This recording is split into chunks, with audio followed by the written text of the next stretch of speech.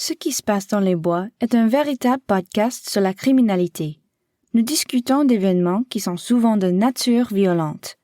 La discrétion de l'auditeur est conseillée. What Happens in the Woods is a true crime podcast. We discuss events that are often violent in nature. Listener's discretion is advised.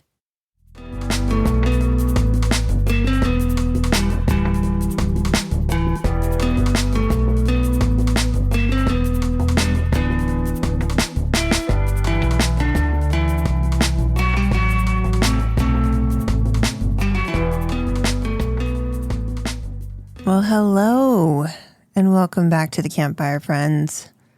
It's been a while. It's been a minute. We hope that everybody's okay. And now that, we're into the full swing of the year, hopefully everything is going well. Hi, Brice. Hello. What's up with you? I'm back to work. Ew. I know. Like 12 days off. Yeah, Brice always takes the first week of the year as vacation. Yeah. So it's our anniversary and it's after the holidays. And yeah, I don't ever get the week off, but he does. Yeah? Yeah. Yeah. Never have. No. Not since I started working. I'm sorry that you had to go back to work.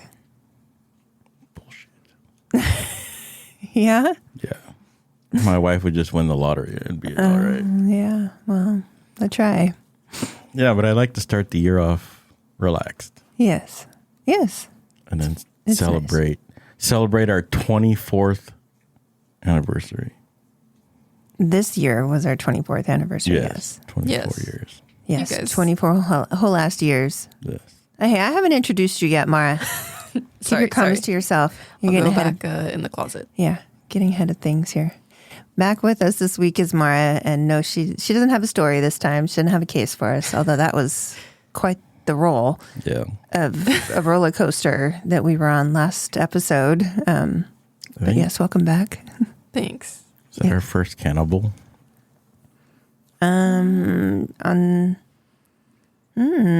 Good question. I don't know, because we've discussed it on WTFs. Oh, yeah. But I don't know that we've had a season episode. I don't think so. You're welcome. Yeah, first time for everything. Thanks for that. They let me back, guys. Yes, we did. Although I see your friend is not with you. No, No. he had to work. No. Because, people have to work. Sometimes. Yeah. Your friend who giggled the entire time. I don't know if that was nervous giggles or if he was just like, this is just so fucking crazy, I have to laugh. Yeah, Giggles or... he had heard a lot of it. Yeah. Because I didn't know that he was going to be on the episode with us. And I was bouncing ideas off him when I was writing the case. Yeah. I don't know how you don't do that. Because it was hard for me. Yeah, I don't. I really don't have anybody to bounce them off with most of the time. So I internalize it.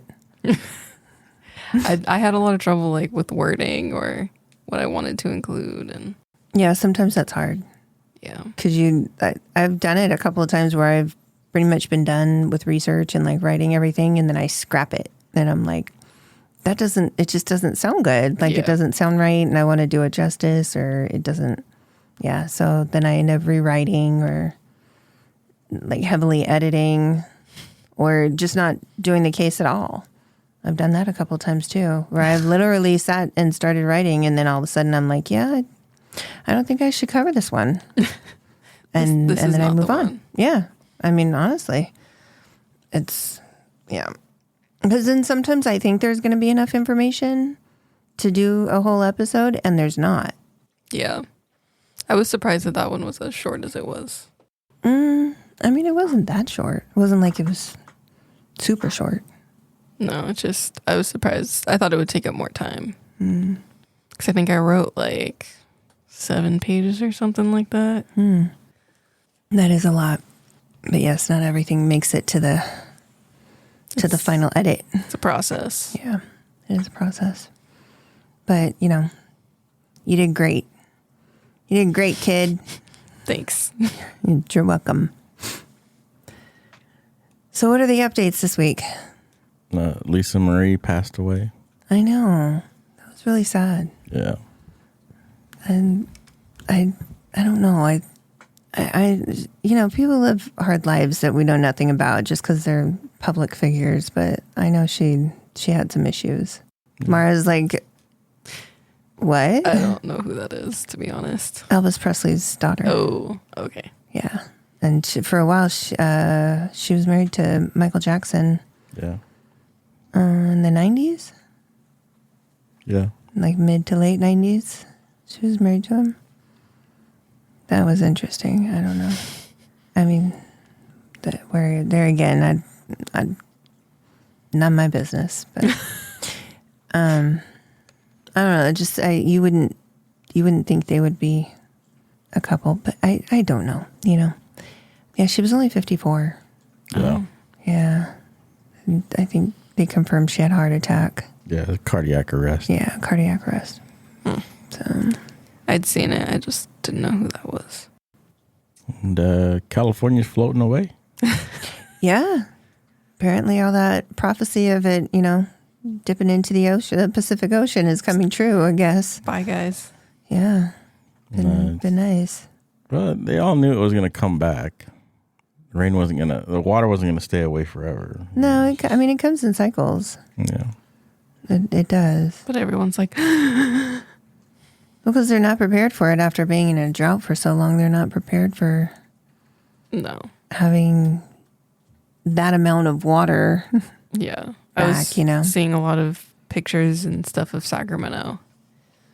Yeah. Well, apparently there's one Wrecked. going around that is really old. I didn't know about it. I showed it to your dad, and he was like, yeah, that's old. I was like, how was I supposed to know? I don't know. Fake news. Yeah, it was. But the thing is, because we lived in Sacramento, I recognized that on-ramp onto I-5 near downtown. I recognized it. I was like, oh, shit, that's crazy. But I do remember it flooding quite a bit when we lived there. It would flood every once in a while, and they would, you would just not take it because it would be flooded. So, yeah, I think that clip's about 2 years old. oh, Yeah. yeah. No, I mean, that area always flooded because it's like right by where the river is, and that's literally downtown. If anybody knows the history, like downtown would flood when they first settled in Sacramento. That would flood, and so all of the basements in those old buildings down in Old Town Sac and downtown, those are actually used to be first floor of the buildings, and now they're basements because they literally just had to build up the roads more because it was flooding so much, and it still floods. It still floods heavily over there because of the river. So I don't know. It's kind of stupid. I have all those nice new beautiful homes that are built over there, and the flooding that happens in those areas is just, I don't know why anybody would ever build a home over there. It's kind of silly. Yeah. But yeah, it's a shame. But yeah, there's a lot in the valley, lots of flooding. It's crazy. Yeah. Merced was floating away. Trade in your cars for Boats. Or send some of it to Vegas. Vegas still needs water, don't they? I don't know. I don't know. That's all I got. That's all you got? Okay. All right. So I do have a trigger warning for this. So please do not listen if child sexual assault is a trigger for you.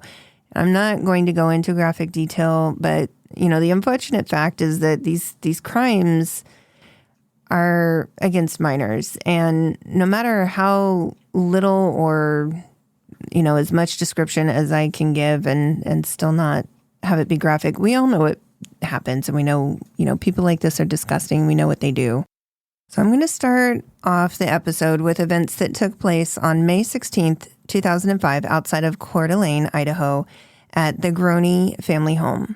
And a neighbor had come by the home to drop off money he owed to the 13-year-old Slade Groene for mowing his lawn the previous day. The neighbor was unable to get anyone to come to the door. However, it looked as if the family should be home. Cars were there. It looked like they were home, any other day. But nobody was coming out. Nobody was answering the door. So after spending a good amount of time trying to see if anyone was home, he went back to his house and made a call to the local sheriff for a welfare check on the family. And the same neighbor had also called the sheriff less than 24 hours prior to report a strange vehicle parked near his barn that seemingly had been abandoned. Unfortunately, when the sheriff arrived, they found a horrible crime had taken place there. Inside the home were the bodies of 2 adults, 1 male, 1 female, and then there was also 1 male juvenile. They were bound by their hands with zip ties and duct tape, and they had all been brutally beaten on their heads and faces, or possibly shot. There was blood pooled and splattered all around the bodies and all over the home in different rooms where the bodies were found. And the adult female and juvenile male were found in the kitchen, and the adult male was in the living room. And it took several hours to confirm how the victims had been murdered. Crime lab investigators weren't able to get to the scene until the next day. So the sheriff kind of marked off everything, left everything as they found it, and then exited until they could actually get somebody out there who could investigate with the crime lab and take the bodies in. So the scene was so bloody that the county sheriff deputies could not rule out gunshot or blunt force trauma until there was a deep analysis of the scene and the victims' autopsies were completed. And so it was eventually confirmed by investigators that the bodies were that of some family members that lived in the house. So Brenda Groene, age 40, and her son Slade, age 13, were the 2 victims found in the kitchen. And the male found in the living room was Brenda's boyfriend or possibly fiance. I read a few different accounts that one said boyfriend, one said fiance, and then it would say boyfriend again. So regardless, that was 37-year-old Mark McKenzie. So that left 2 other members of the family that were known to have lived there, an 8 and 9-year-old siblings, Shasta and Dylan Groene. They were unaccounted for. There was no evidence that they were in the home. There was no evidence that they had been injured. There was no evidence that they were taken. They just were gone. After the sheriffs found no sign of the siblings in or around the home during the investigation, Amber Alerts were sent out to the community and searches were organized for Shasta and Dylan. And the community was completely shocked after the discovery of the victims. There was numerous tips that were called in to help aid authorities in trying to figure out, who had done this, where the kids might be.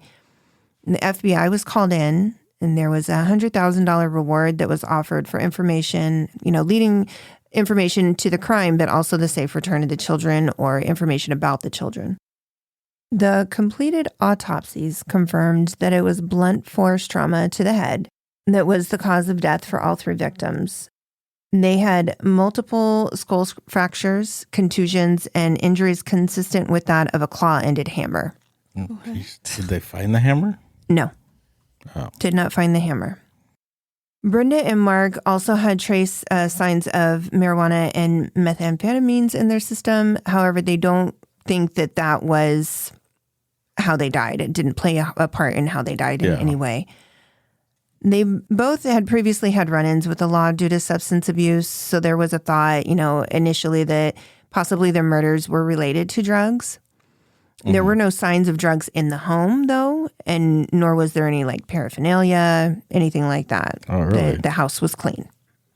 That's weird. Yeah. There really wasn't anything else to suggest what had happened and why. And investigators were grasping at any lead or suggestion that they could follow. So there was one tip that came in that there was a possible suspect that was interviewed days after. It took a little while to find this guy.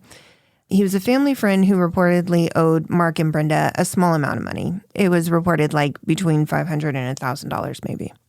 What? So not a whole lot. That's probably a lot to them. I mean, it was a lot. I mean, that is a lot of money. And it kind of sounded like the family was, they were doing okay, but they weren't well-to-do. Yeah. They were hardworking people.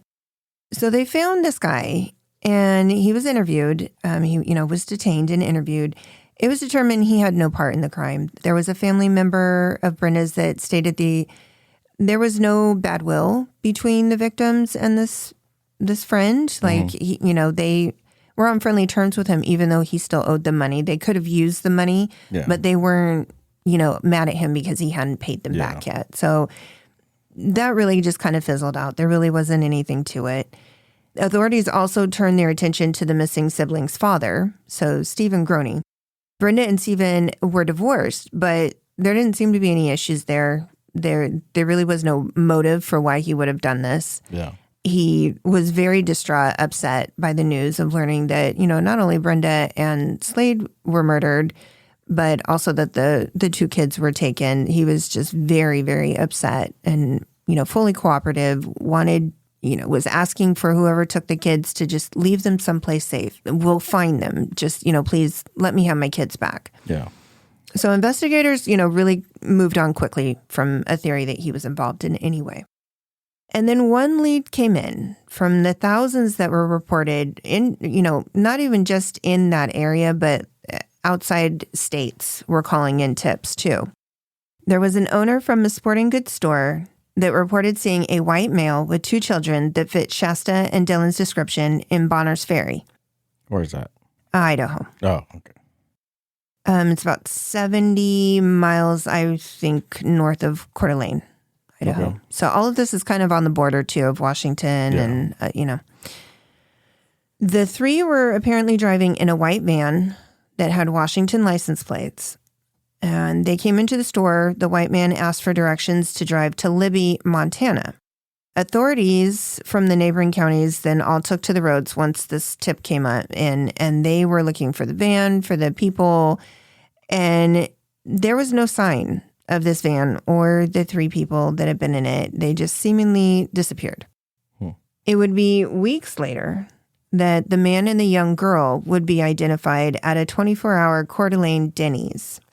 By that time, news of the murders and the search for the two missing children was all over the place across the nation because FBI had been involved. Yeah. So several customers and employees recognized the little girl as Shasta. And the employees at the Denny's called in a report to the police.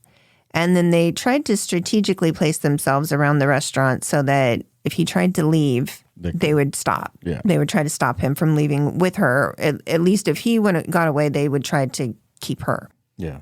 And the man, kind of noticed what was going on. It didn't take long. He tried to get the little girl in the bathroom. They stayed there for an extended period of time. And then after a while, they returned to their table. And when they did, they were then surrounded by police, where the young girl was asked to identify herself. And after a short little glance at the man she had been with, she looked back at the officer and she said her name was Shasta. Good for her. Yeah. Mm-hmm.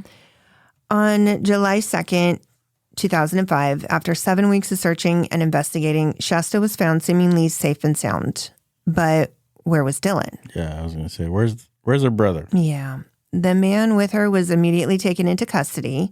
His identity was discovered to be that of a convicted child molester and rapist, Joseph Edward Duncan III. Duncan was wanted for jumping bail on charges of molestation and attempted molestation in Fargo, North Dakota. After it was discovered he left town while on bail, car theft of the rental he never returned were added to his warrant as well, and that was all in North Dakota. He was held on kidnapping charges when he was found with Shasta, as well as the federal warrant, and then Shasta was taken to a nearby medical center for treatment. Unfortunately, Shasta was the best resource they had to try to connect the dots of this crime. Mm-hmm. The things that she had observed and were subject to are numerous, and I really won't touch on much of them. Duncan shared many details of things with her over the 7 weeks that she was with him, details including the murder of her mom's boyfriend, and her brother. Oh my gosh. Yeah. There were details of other crimes that Duncan confessed to her that I'll kind of circle back to. It seems that she was able to endear herself to Duncan, which possibly led him to taking her into public after so long. Yeah. He had asked her if she wanted to go with him so she could meet his mother. What? Yeah. And she had said, yes, I'd like to go do that. And he said, okay, let's go get a milkshake and we'll drive on the way, we'll get there. We'll get a milkshake and then go. Then hit the there. road. Yeah. That's such This a girl long is just time. in survival mode. She really was. That's such a long time to be with somebody, 7 weeks. Yes. And hearing all that type of stuff and witnessing it and being subject to the abuse as well. and then just like playing like you're cool with this guy. Yeah. Yeah. It's, Well, that's what I mean. Like, she's in total survival mode. yes. She's going to do what she needs to do to stay alive, even though it's like against her moral compass or even, it feels wrong to her. But her brain is just trying to survive. So. Yeah, that's so sad because she's like 8, 9. She's 8. She's 8. Yeah. Yeah. And I mean, there's a news interview that she did not too long ago. She is obviously an adult now, with a local Idaho news outlet. Mm-hmm. And it's on YouTube. You can watch it. And to hear her talk about some of the stuff, then to further read about some of the things that, are known to have happened. I don't know how at 8 years old she was able to do what she did. It's very, I don't know as an adult that I could do what she did to endear her, to talk to him and to get him to a place where he, not only did he share these thoughts, but he also somewhat trusted her. And I think he kind of knew at the end of this, where they were at the Denny's, that it was done. I think he went into public on purpose to let her go. I don't know. It's a weird thought. I really can't explain it, but that's kind of what I get. It's Maybe. yeah. So after taking the 2 children out of their home, Duncan drove a long distance out into the wilderness, spending time at 2 different campsites, like makeshift campsites, over the few weeks.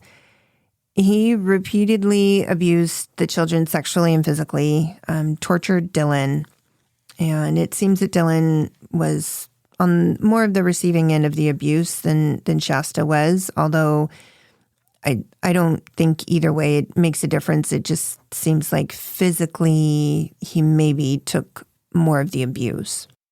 Yeah. Duncan also had a video recorder that he used to document all of this abuse, as well as a camera. Ew. Yeah. He had it with him in his truck or just, He had it with him in the van, and then I think from the van he switched to the rental car that he had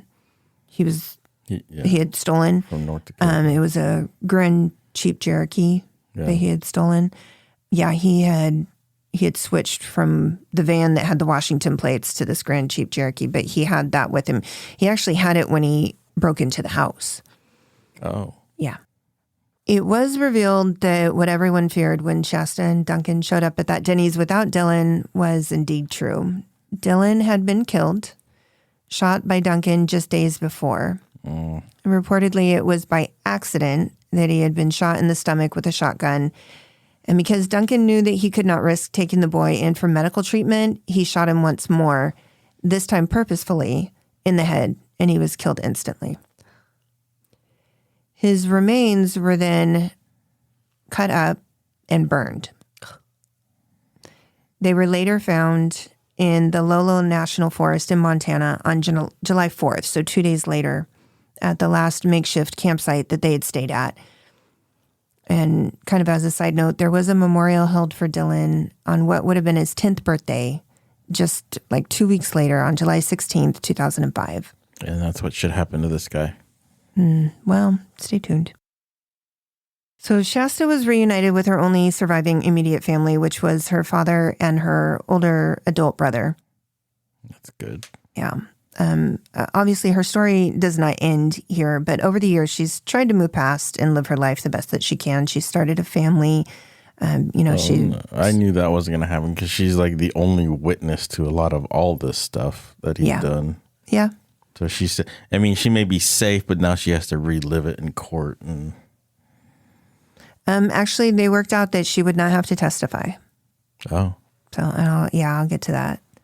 I mean, she obviously is just a badass survivor. If the video camera and the camera. And yeah. I mean, there was well enough to. a lot of evidence. Yeah. And it was. That's partially not necessary. good, but. Yeah. I mean, yeah. She definitely is a survivor. And I think it's really hard. I'm sure she has since lost her dad. He was a survivor of throat cancer. And so he passed away while she was still trying to deal with this too. She herself has had run-ins with the law because she's had, mental health issues that she's tried to self-medicate and wound her up in trouble. So there's definitely a lot of PTSD triggering, a lot to deal with. Yes. When something like this happens. And one of her interviews, she said that she really wanted to she didn't want him to define what she made of her life. And she really wanted to turn around and help other people who have survived, abuse or sexual abuse, assault. Yeah. She really wanted to make something so that she could help identify with them to help them work through their trauma. Yeah. And I really commend, somebody who takes their own trauma and tries to turn it into of course a help. Yeah. A help positive, for other people. A silver lining into all the shit that's happened to them. Yeah. Yeah. It's unreal. So after this break, we will get back into some of the history of this man responsible for these crimes and some of his other crimes that have affected many families and lives across the western part of the U.S. We are taking a dive into crimes committed by Joseph Edward Duncan III, the man responsible for all of these horrible crimes that I mentioned before the break. Duncan was a convicted child abductor and molester prior to this time of becoming a serial killer. So Joseph Edward Duncan III was born February 25th, 1963 to Joseph Edward Duncan Jr. and his wife Lillian Mae Duncan. He was the fourth out of 5 children. He had 3 sisters and 1 brother. His family moved every few years due to his father being in the military from the late 1950s until the family eventually moved to Tacoma, Washington when he was 10 years old in 1973.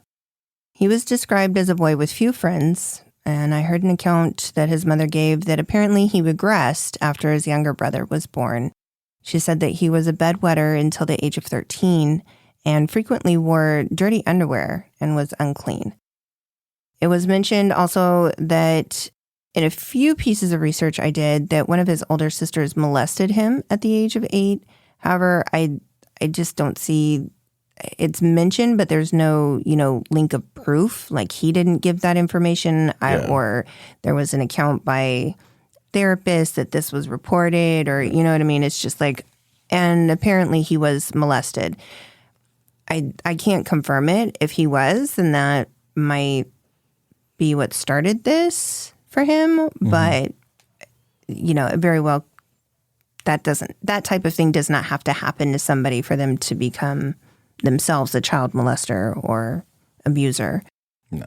His crimes began not long into his teenage years. So at the age of 15, he was charged with the rape of a 9-year-old boy and then later stealing a car. After that, he was sent to a boys' ranch or a detention center, as they should be called, outside of Tacoma in lieu of going to juvenile hall. While there, he admitted to other assaults he had committed against young boys. Seemingly, he admitted to 13 rapes. Jesus. Before he was the age of 16. What? I was going to say that he was just 15. Oh, my God. Yeah. The first of which being a 5-year-old boy when he was just the age of 12. And no fucking alarms went off and Right. anybody been like, hey, this dude has a serious fucking problem. Apparently not. Jesus. Yeah. While undergoing treatment at the detention center, he was diagnosed with antisocial personality disorder, which, basically we call that a psychopath, basically. Yeah. I mean, there's really no treatment for that. That's It's not curable. Let's put it that way. There's treatment. However, there is not at one point where you are going to say this person no longer suffers from this disorder. Yeah. If I understand that correct, and I'm not a medical professional, but that is my understanding of the diagnosis. Okay. So he tended to blame his parents for his actions. He said like he never had their attention. He had said that his mother was domineering and that he suffered physical abuse. However, that is contradicted by his younger brother. He says that never happened. It really sounded like, especially after his parents divorced in 1979, it was never his fault. It was never him. It was, everybody else's fault. Oh, yeah. He was released after serving, it was about a year of time there, even though the diagnosis would have been like intensive treatment with little to no hope of curing it. They still just released him. He ended up dropping out of high school as a sophomore. And in 1980, after breaking into a neighbor's home and stealing guns and about 1,000 rounds of ammunition, Duncan then kidnapped a 14-year-old boy that he saw on the street and raped him again gunpoint in a wooded area. At age 17, he was tried as an adult for the assault and sentenced to 20 years in prison, which in 1980, that's a pretty significant conviction and sentence. I'm not going to lie, that is probably one of the better sentences that I've heard of in cases like this. And I don't know if that's because he already had so much previous, history. But it also involves stealing guns and ammunition, and because that's worse than raping a child. Oh, it is. Well, I mean, to the laws that are made, yes, it is. Yes. He was sent to Western State Hospital for treatment in their program for sex abusers, which arguably was not successful in any way in helping him. This is before they set up McNeil Island as the where the sex offenders go and stay. So Western State Hospital was in charge of that treatment. During his stay there, he was able to sneak out from the hospital frequently. Jesus. He was caught several times spying on people through windows, exposing himself to people. Yeah. There was at one point, he very well could have committed other crimes during this time. Yeah, no shit. You had this dangerous predator and you're like, yeah, he gets out sometimes. Sorry. Yeah. I mean, really, that's what it sounded like. His mom was allowed to come and stay with him overnight there. What? I mean, I get it. I don't get how you're allowed visitors that stay overnight. What? That's fucking ridiculous to me. Was he still a child? No, he was, I mean, maybe. He was 17 when he was sentenced and charged. I mean, he's still not 18. And as an adult, sure. Maybe you have your parents stay the night. I don't know. He was tried as an adult. He was tried as an adult, though. So, and we've had discussions about that too. I don't know that I agree with that. I do agree that his sentencing is more appropriate than a lot of, like I said, that's more No, but this heavy. was serious. Yeah. He broke into a house, stole guns, right, ammunition, found the kid. And then immediately went and did this crime and that's it's horrible. A proven pattern. Right, and it is a pattern. So, I mean, I do think that you're right. I think the ammunition and the guns had something to do with the sentence, but I don't know, given his prior history, that somebody like that, obviously he's in the right place, should be in the right place to get help for his diagnosis. They're just like, whatever. But he got out again? Well, it's not successful, obviously. No, it's not. And I don't think the system is taking it seriously. Yeah. Once he escaped at least twice, they should have been like, no, you go to a maximum. Yeah. You're locked down. Yeah. I don't even know that he should have gone anywhere. I think he should have been on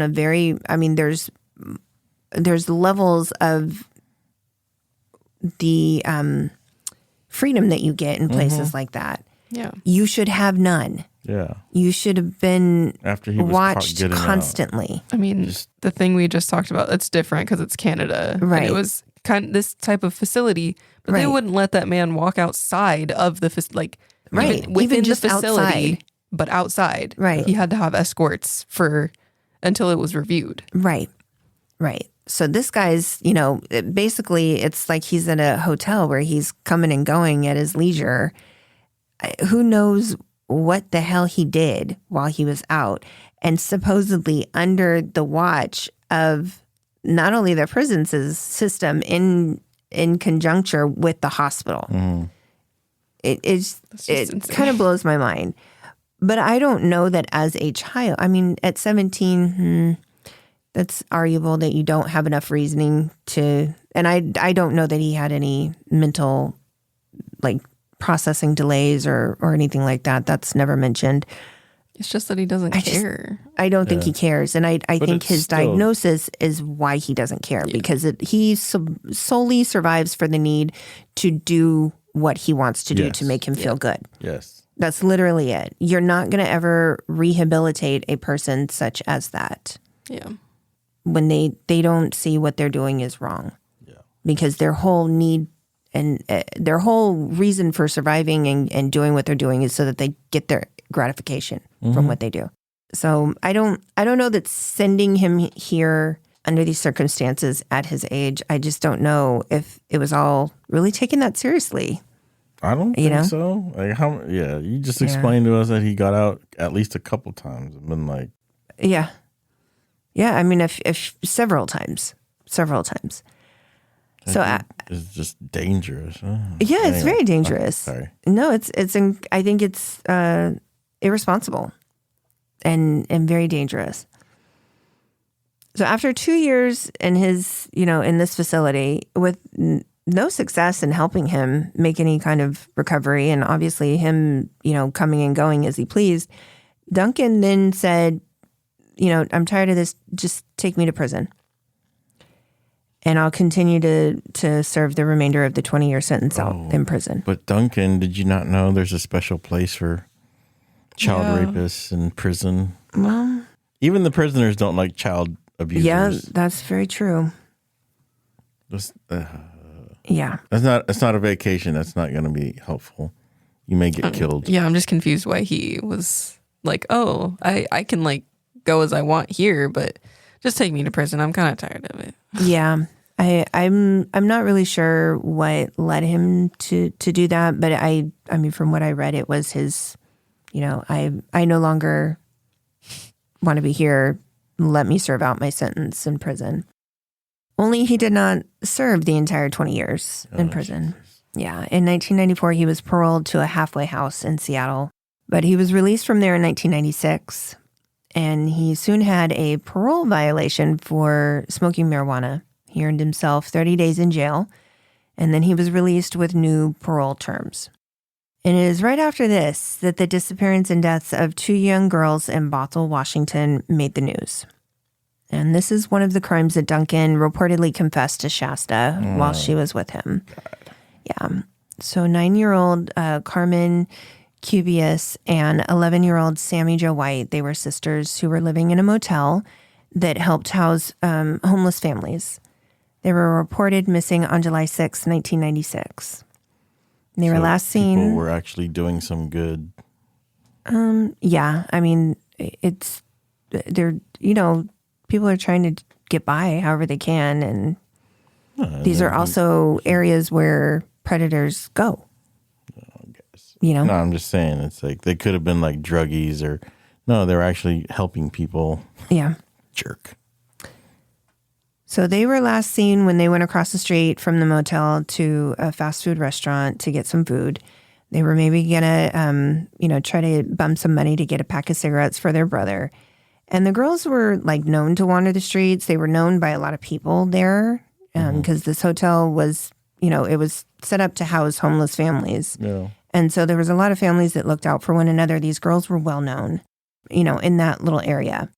Their bodies would not be found until February of 1998, so 2 years later, by a transient in an abandoned barn. And the barn was nearby where Duncan had worked at the time. It was determined that both had died by blunt force trauma to the head. There was no way to tell at that point if they had been sexually assaulted or not. Yeah, they're too far gone. Yeah. So after they were found, he fled to California with no one the wiser that he had committed this crime. Yeah. Okay. Another confession made by Duncan while in custody for Shasta's kidnapping were the killing of a young boy in Beaumont, California. So right after The two sisters were killed. 10-year-old Anthony Martinez, his brother, and a few of their friends were outside in a back alley behind their home. They were just playing, hanging out, doing whatever boys do, when Duncan approached and attempted to get the boys to help him look for his quote-unquote lost cat. When that didn't work, and none of the boys were interested in helping him look for the cat, he attempted to take Anthony's brother by force. Anthony then stepped in and tried to stop this, which resulted in Duncan taking Anthony under threat of knife with him into his car. So even though there were descriptions of Duncan and his car by the boys, and the composite sketch is pretty damn close, it was nearly a decade later that he confessed to the crime of assaulting and killing the young boy. They did not have any leads other than a partial print on duct tape that the boy had been bound with, that Anthony had been bound with. They never were able to match that to anybody. So Anthony Martinez's body was found on April 19th, buried in a shallow grave in a desert near Indio, California. And the boy had been brutally beaten. His skull had been crushed, and they were able to determine that he had been sexually assaulted. Yeah. And just 4 months later, Duncan was again arrested for parole violation, and this time he was sent to 3 years in prison. He did serve all 3 years. And after his release, he put down roots in Fargo, North Dakota. The next 5 years he was there, he was not in trouble with the law. But if accounts are to be believed, there are many instances of similar crimes that fit his MO that are unsolved in that area. I read of at least 5. And he didn't confess to? No, he didn't confess to any of those. No. Duncan was charged in March of 2005 with molesting a 7-year-old boy and attempting to molest the boy's friend at a school playground in Detroit Lakes, Minnesota. Oh, jeez. Yeah. He was arrested, and his bail was set at $15,000. And, I mean, we all know psychopaths are able to calm people. They're able to get people to do things that normally you would be like, no, I'm not going to fucking do that. Yeah. He was able to get this Fargo businessman to cover the cost of his bail. Yeah. It seems that the man and Duncan had been in a sexual relationship for about a year at this point. And with his bail covered, he was free to go about his business. And he wasn't going to stick around for the courts to, sentence him again to serve more jail time. Because at this point, I think at this point in his life, he'd been out of jail as an adult for a total of 9 years. Oh. Yeah. And this is 2005. He was born in 1963. So as an adult, he's been more time, and his lifetime, basically, he's been more in jail than he has been out.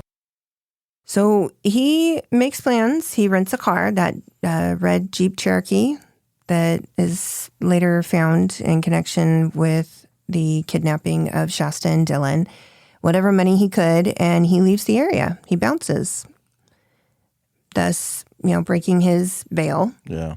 The federal warrant for skipping bail and the car theft were added then to his list of crimes. Then we return to the Groene family murders. After spotting Shasta and her brother Dylan out in front of their home on the rural road where they lived, he set up surveillance of the family for a couple of days. He purchased gloves, night vision goggles, a shotgun and shells, a claw hammer, and a video camcorder from a local store. He made plans to take the two siblings with the sole purpose of abusing and torturing them. The whole reason he killed was to take these children. Yeah. On July 13th, 2005, Joseph Edward Duncan III was in Idaho court where he was charged with 3 counts of first-degree murder and 3 counts of first-degree kidnapping. And that was for Brenda, Mark, and Slade. There were federal charges of transporting the siblings across state lines for the purpose of sexual exploitation that were also pending. So the trial date for the Idaho charges, it got changed and pushed back several times until finally October 26th of 2006. A deal was offered and worked out so that Duncan would plead guilty to all of the charges. Thankfully, this deal also allowed that Shasta, like I said, would not have to testify at any of the hearings. Yeah. He was convicted and sentenced to 3 life sentences to be served consecutively without possibility of parole. Okay. However, then Duncan was indicted by a federal grand jury in coeurd'alene on the federal charges. So 10 counts of kidnapping resulting in death, aggravated sexual abuse of a minor, and sexual exploitation of a child resulting in death, illegal firearm possession, and grand theft auto. His trial for this, again, was delayed due to his defense not really knowing how to proceed for him and to defend him. Yeah. Sometimes there are indefensible things. Sometimes there are. So he actually, at one point, fired his attorneys and wanted to represent himself. Why do they always want to represent themselves? I don't know. I don't know. Mind you, you can be a smart person and not have a formal education. I don't think in his case he was a very educated person per se. You know, traditionally, he didn't graduate high school. He dropped out. Yeah. But I don't think that he was some high IQ genius either that was able to, you know, fancy his way around things. I think he was just a compelling person. Yeah. It's giving Ted Bundy vibes. Slightly, yes. Yeah. So that actual resulted... Most serial killers are very charismatic. They are. They are. I mean, clearly he is. Right.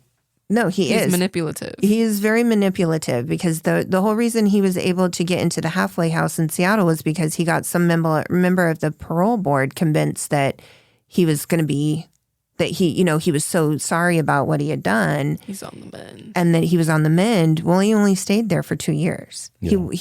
He totally used that person. He also used the person who posted bail for him. And then he had no intention of staying. None. Yeah. I mean, he was immediately out. He just does give me the vibes that he would do anything to get whatever he wants. Yeah, 100%. So they do review if he is competent enough to be able to defend himself. Yeah. And it's ruled that he is. Yeah. Again, he enters a guilty plea for all the charges, though. And that was December 3rd of 2007. That's probably the smartest thing he's done. I guess. I read that the jury and others involved in the court hearings had to witness hours of video that Duncan had recorded, including recorded torture that Dylan Groene endured in the several weeks that he was held by Duncan. And it sounds horrific. I mean, it is horrific, but it sounds like something that would, if I had to watch or process it or deal with it, I'd be in therapy. No, thank you. It sounds like something you should never have to hear. Yeah, just give me the TLDR. Yeah. I'm not watching that. I don't know how these jurors were able to live their lives after hearing this and dealing with this. Therapists. I think that several of them did end up getting like the court is going to need to pay for my therapy. Thank you. Yes, 100%. It is. And from what I understand, Stephen, the father of Shasta and Dylan and Slade, was there for most of these proceedings as well. Oh my God. This family really just took up the cause and was like, no, we're going to see it through. We're going to see you held accountable for what you did in any way that we can, and just stoically tried to piece their lives back together after this. Is just, yeah. The grand jury did sentence Duncan to death due to the federal charges. So during this time, actually the same day that he was federally indicted, it was announced that Duncan was charged with the murder of Anthony Martinez in California. He was confirmed as the only suspect after DNA was matched to him from that partial fingerprint on the duct tape. There were several attempts to extradite him to California during this time. However, the federal proceeding was the focus. So they would not extradite him until the federal indictment was done and sentencing was done in Idaho. He was eventually extradited on January 24th in 2009, and he did plead guilty to that murder on March 15th, 2011. So he received another 2 life sentences for that. Unfortunately, charges for the 2 girls here up in Washington, the 2 sisters, Sammy Jo and Carmen, there were no charges against him for those murders. He did confess. However, apparently the statement that he made was not a full confession. He had details and he had knowledge of the crime. However, he never apparently came out and said, I did this, or I am responsible for their murders. I know where they were, I dropped their bodies here in this place and I left their bodies there. He never apparently gave enough of a confession for it to be something that they could prosecute with. So they chose not to bring charges to him, knowing that he had all of these other, life sentences, death sentences for other crimes. I don't agree with that. Yeah. But if you provide me details, you know what happened.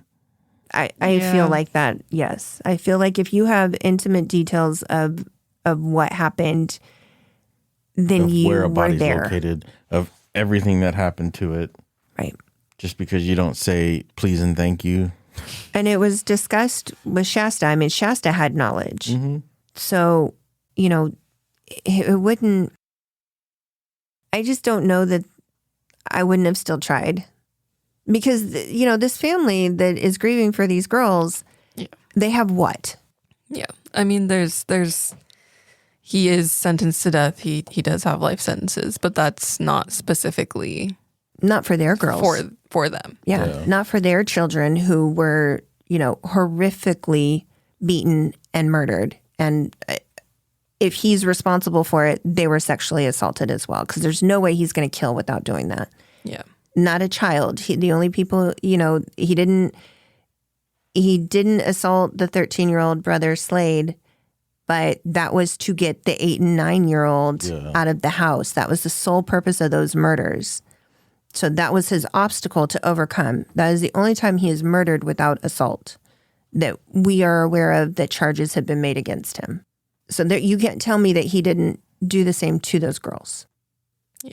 If I were that family, I would not feel that justice was served for those girls. No. I think it would be very hard for me to be happy that you're happy that he's caught. You're happy that he can no longer do this again. You sympathize with the other families who have gone through, other similar situations with their loved ones that he has killed. Yeah. But that does not give you the closure for those two girls. I don't know. I don't agree with it. But there again, I'm not a prosecutor, so I don't know what information they saw that they just didn't think it would result in anything sticking. Yeah. Yeah. I don't know. On March 28th, 2021, Joseph Edward Duncan III died from stage 4 brain cancer at age 58 while incarcerated at the United States Penitentiary in Indiana. So he was awaiting his death sentence, and he opted not to get any treatment for his cancer. And he was given 6 months, and he died within that 6 months. That almost feels like his last fuck you. Mm-hmm. In a way. In a way. I think karma comes around, and stage 4 brain cancer is pretty bad. So I think that was the universe's like, fuck you, dude. Like, you're a horrible person and you can die a horrible way. However, I think you're right. There's also that other part of it where he was like, well, I'm going to die anyways. So like, I'll die on my terms. Yeah, exactly. Don't treat me medically. I mean, it could just be, people don't want treatment sometimes with cancer. Yeah. It's not worth it, especially if I have 6 months to live. Why am I gonna? Right. But and especially somebody who's, he's incarcerated in a federal penitentiary. It's not like he's just in prison. He's in a pretty hard place. You said, what year did he die? 2021, just last year.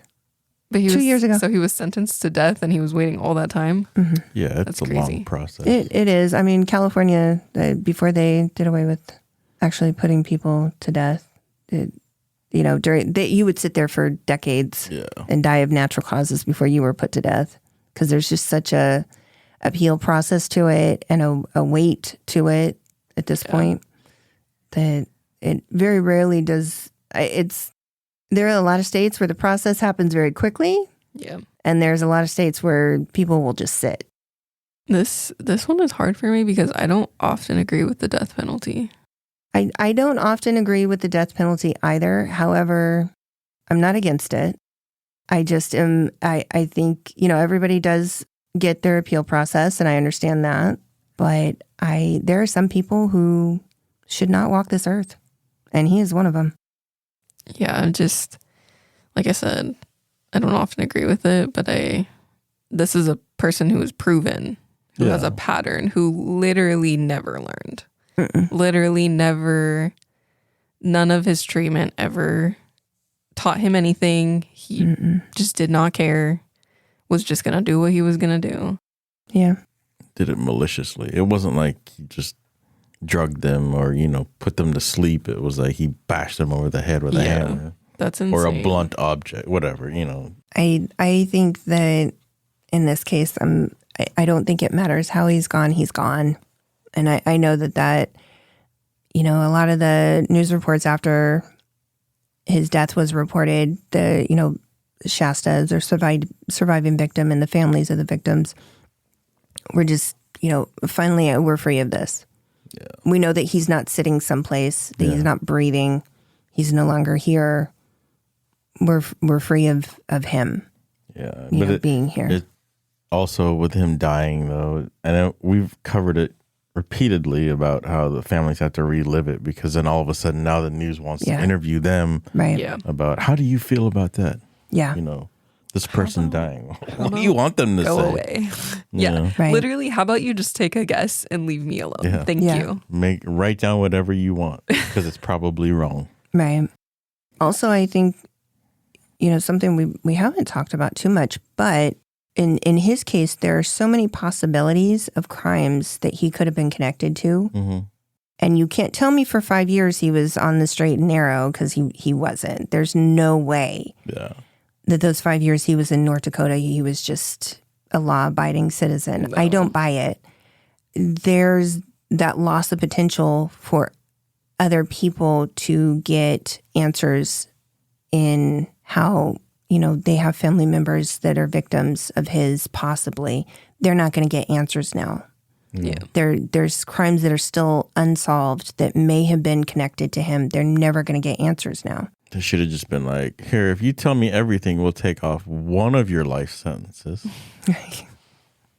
I mean, after you get the death sentence, I don't think it matters. Well, he had those 3 consecutive life sentences. Yeah.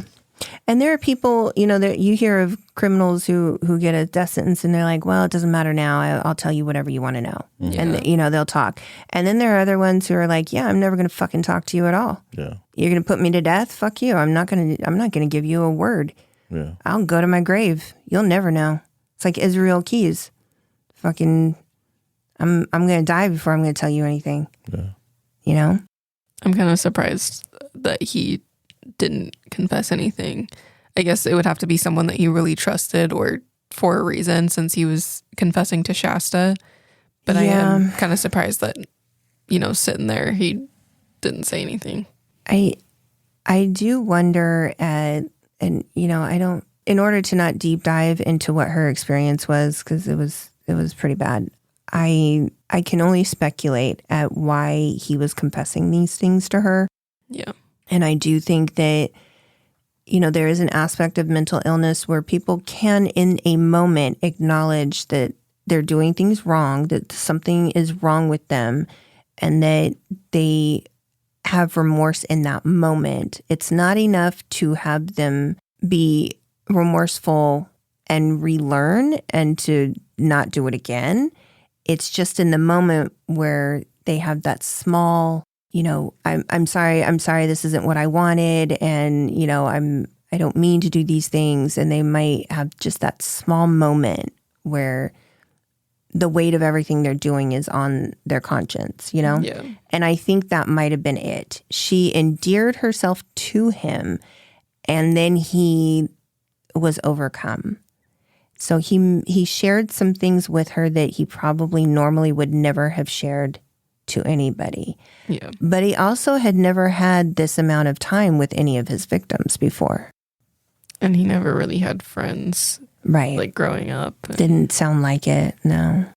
Maybe only sexual relationships, since he said the person that bailed him out. Yeah. Like just relationships where he was using people. So right. Probably never really a relationship where no, he felt like he could speak to somebody openly. I don't know. Right. And I mean, he went into the system very young. So who knows what any relationships that he could have formed in the system with other inmates, with other criminals. Those are not necessarily going to be healthy relationships. I just don't know if that would, the length of time that he was with her and Dylan, just even for somebody who had done things that he had done, was just too much emotionally for him. And he had a moment where he broke down. I mean, possibly, because it sounds like he just would, do his thing and then get rid of him. Yeah. So, yeah. Like you said, the longest time he had with somebody, right, it was just, oh crap, like this is what I do. Right. It was very interesting because, yeah, I don't know somebody who's done what he's done to then like pour your heart out to an 8-year-old. Yeah. That you had victimized, that you have abused, and yeah. And killed their parents. And yeah. I mean, there's a lot of layers of mental illness there. Yeah. Lots. Too much for me to unpack, but in one episode. Well, I don't want this person in my mind for another episode. There's a book that I started to read. I couldn't read it. There's multiple like people investigations and like documentaries on it. There's only one that I could listen to. I mean, I'll list a few, but I couldn't deep dive into this one because there was just too much mention of the type of abuse, and it was not okay. So I'm happy to say goodbye to this jackass. So did the rest of the world. Yeah.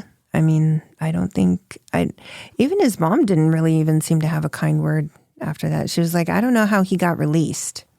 How do you rehabilitate somebody with his problems? Like she maybe loved him. I mean, that's her child. I can't speak to that, but she was acknowledging like, how does somebody like this get out after 14 years? Not rehabilitated. Yeah. You're letting them out because why? Good behavior? Yeah, there's no children in prison. Right. Yeah. All right. Well, that is our episode this week. We're happy to be back with some regular episodes for you guys. So be on the lookout for those. And again, we want to thank everybody for listening. We hope everybody stays safe. And be kind to one another. And as always, you guys, stay out of the damn woods. Down the woods. Thanks, Mara. Thanks. Bye. Bye.